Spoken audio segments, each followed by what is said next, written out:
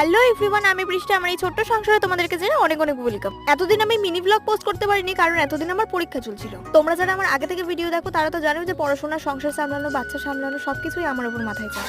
এখন বাজে সকালেই 5:45 মতন, আর আমি ঘুম থেকে উঠে পড়েছি, সংসারের বাদবাকি কাজগুলো সামলে নিচ্ছি কারণ এখন অংশ ঘুমাচ্ছে। আর বেলা করে ঘুম থেকে উঠলে কাজে ঠিক এনার্জি পাই না, ঘুমটাও ছাড়তে চায় না, সবকিছু না গুছিয়ে করতে পারি না।